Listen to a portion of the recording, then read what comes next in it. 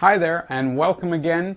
This time we're going to be looking at pivoting fingers one more time, introduce a few new chords, and review the two that we already know. So we know E minor and G, and if you're wondering about the fingering of those, please visit the chord library and you'll get a full description and how to do that. So here is the key behind this lesson. It's all again about pivoting fingers.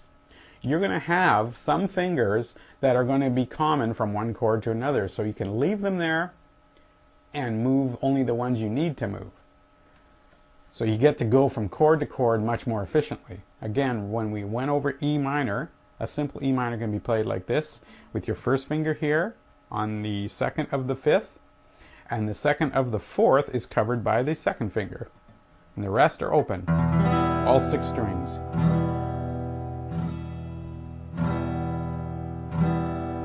This is your pivoting finger because it's common to the E minor and the G. So all you do is you use this finger to pivot up and move this finger up here.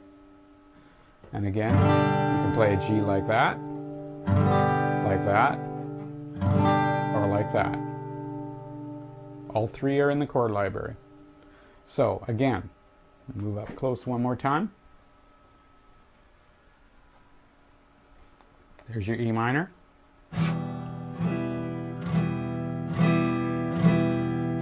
Pivot.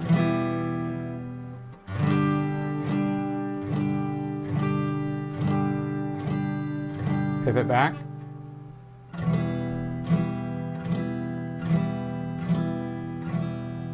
Pivot. Let's go through it one more time. Back.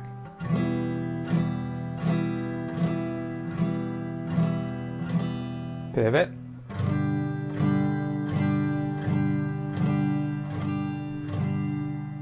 Okay, and you can just go through that several times. Again, you can rewind the video as much as you want to go over that. The next thing I want to do is introduce a third chord. Okay, so we've learned that this is E minor. Okay, and you can pivot to a G. Okay, now these 2 fingers here are what I call a form. Okay, when you have 2 fingers that are going to be common from one chord to another and they're exactly the same, I'm going to refer to that as a form. Okay, so don't lose this form, and a good way to remember how to do this is to take your pick and slide it between the 2 knuckles there. See that? So what you want to do is you want to be able to move these 2 as if they're glued together.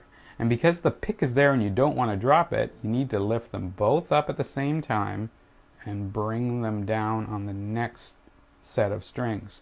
So instead of on the G, you would have your 3rd finger on the 3rd fret of the 6th, and your 2nd finger on the 3rd fret of the 6th, and your 1st finger on the 2nd fret of the 5th. You're going to move the whole thing, the whole form, you're going to move it down 1 string. So you lift up and you move. You're going to notice that this down here did not change. Okay? So you want to be able to practice that motion, that mechanic. Go back and forth with that pick there and try not to drop that pick. And repeat that motion as many times as you need to get your mindset around that. Okay, you're going to find that a lot of chords that we're going to be going over have this in common, some sort of form. And you're going to be able to use this pick trick to get your 2 fingers used to moving together. Okay, obviously I've been doing it for a long time, so I don't need it anymore, but basically this is what we're going to be doing. Okay, let's go back to the E minor.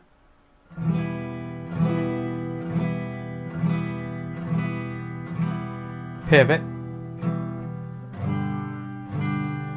Now we're going to take those 2 fingers and drop them down 1 string.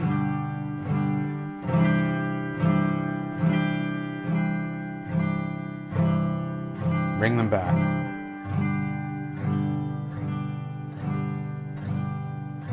Drop them down 1 string.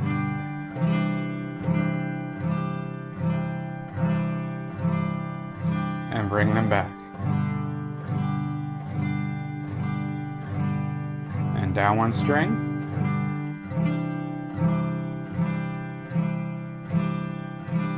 And bring them back.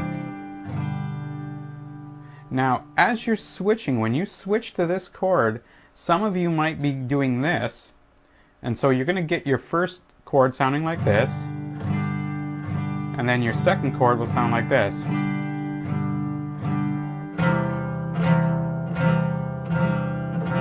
And the reason why that sounds so awful is because this string here is ringing out open.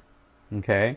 When I play it, I've gotten really used to doing this, so I don't even think about it anymore. When I go from this chord to this chord, if you look really closely, this finger here is touching that string. In essence, it's deadening it or killing it. So you don't end up with that note at all, and you end up with a clean chord.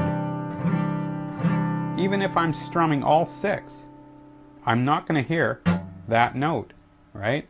Now the other thing you could do is when you switch, did you see how I just pivoted my thumb over the top?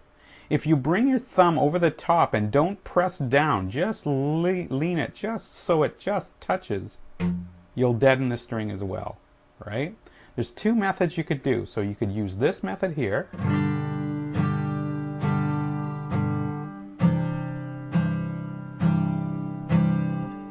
And that I'm deadening again with this finger here.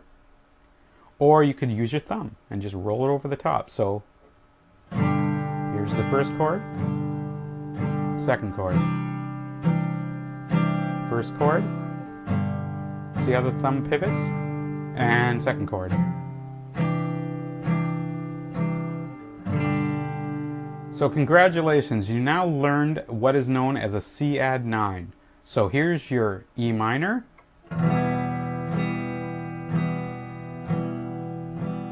pivot, G.